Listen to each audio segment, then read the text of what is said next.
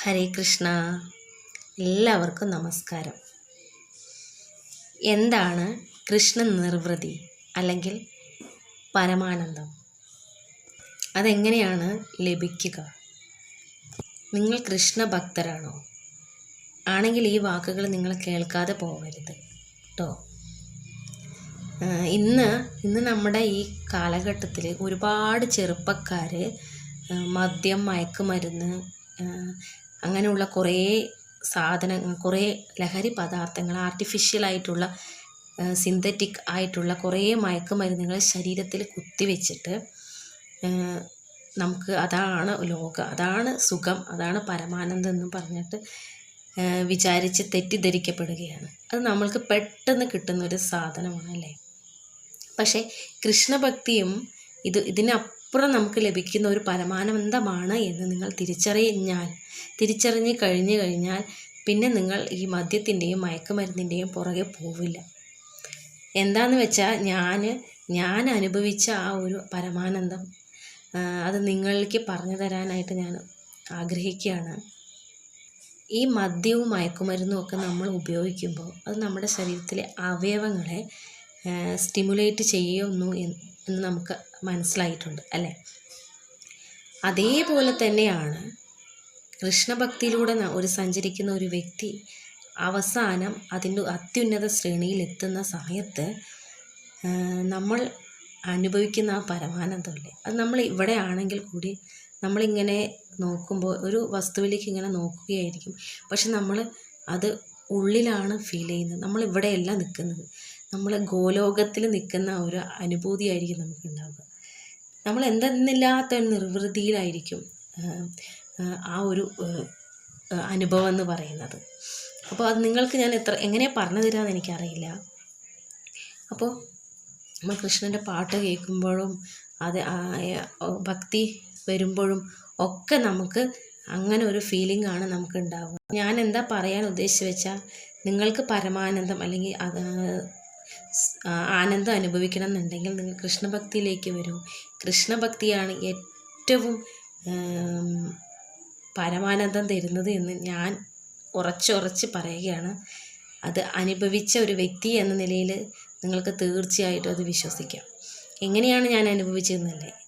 പക്ഷേ കൃഷ്ണഭക്തി പെട്ടെന്ന് നമുക്ക് ആ ഒരു അത്യുന്നത ശ്രേണിയിലേക്ക് എത്തുക എന്ന് പറയുന്നത് അത്ര എളുപ്പമുള്ള കാര്യമൊന്നുമല്ല. നമുക്ക് കുറേ പരീക്ഷണങ്ങളുണ്ടാവും, കുറേ വേദനകളുണ്ടാവും, കുറേ തടസ്സങ്ങളുണ്ടാവും. അതൊക്കെ നമ്മൾ അനുഭവിച്ചു കൊണ്ട് നമ്മൾക്ക് കൃഷ്ണനെ മതി എന്ന് പറഞ്ഞ് നമ്മൾ അതിൽ തന്നെ ഉറച്ച് വിശ്വസിക്കുന്നവർക്ക് മാത്രമേ ആ ഗോലോകധാമത്തിൻ്റെ ആ ഒരു ആനന്ദം അല്ലെങ്കിൽ ഒരു പരമാനന്ദം നമുക്ക് മനസ്സിലാക്കാൻ പറ്റുകയുള്ളൂ. ഇപ്പോൾ എനിക്കും പരമാനന്ദം ലഭിക്കുന്നുണ്ടെങ്കിൽ കൂടിയും എനിക്ക് പല സമയങ്ങളിൽ എനിക്കത് കിട്ടാതെ ഇരിക്കുമ്പോൾ ചിലപ്പോൾ ഓരോ ദിവസങ്ങളിലും എനിക്ക് പ്രാർത്ഥിക്കുമ്പോൾ അല്ലെങ്കിൽ എനിക്ക് ആ ഒരു കൃഷ്ണ നിർവൃതി എനിക്ക് ലഭിക്കില്ല. അപ്പം ഞാൻ കരയും.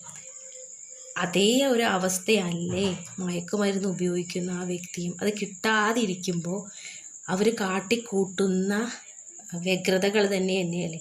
പക്ഷേ ഈ കൃഷ്ണഭക്തി നമ്മുടെ നോർമൽ ബോധത്തോടെയാണ് നമുക്ക് തരുന്ന ഭഗവാന്റെ അനുഗ്രഹമാണത്. മറ്റേതെന്ന് വെച്ചാൽ ആ വ്യക്തി ചെകുത്താൻ അല്ലെങ്കിൽ കലി ബാധിച്ചിട്ട് കാട്ടിക്കൂട്ടുന്നതാണ്.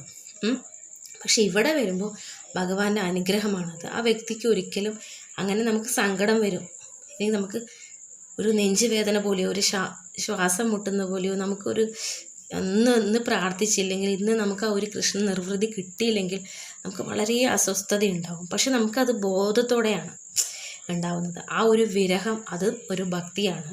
പക്ഷെ മറ്റതങ്ങനെയല്ല. മയക്കുമരുന്ന് കിട്ടിയിട്ട് നമ്മൾ കിട്ടുന്ന ആ സുഖം എന്ന് പറയുന്നത് അത് ഭ്രാന്താണ്.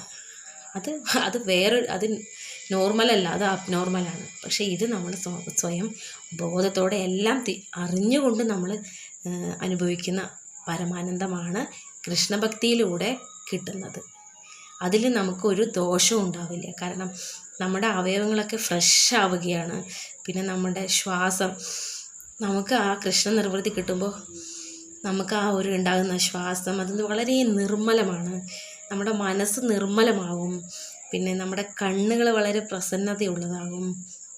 പിന്നെ എന്താ പറയുക, പിന്നെ പിന്നെ നമ്മുടെ മുഖം നല്ല പ്രസന്നമായിട്ട് നല്ല ഫ്രഷായിരിക്കും.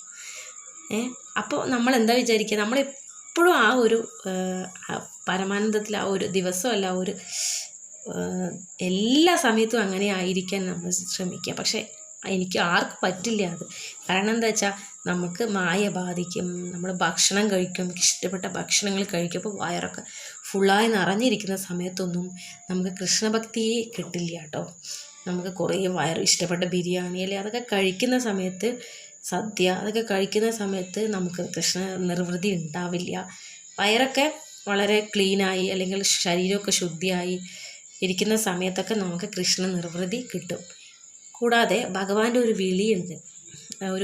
ആ വിളി നമുക്ക് കൃഷ്ണഭക്തരായവർക്കറിയാം. ഭഗവാന്റെ ഒരു വിളി, ആ വിളിക്കുന്ന ആ സമയത്ത് നമ്മൾ അവിടെ എത്തിച്ചേർന്ന് പ്രാർത്ഥിച്ചാൽ നമുക്ക് തീർച്ചയായിട്ടും കൃഷ്ണ നിർവൃതി കിട്ടും.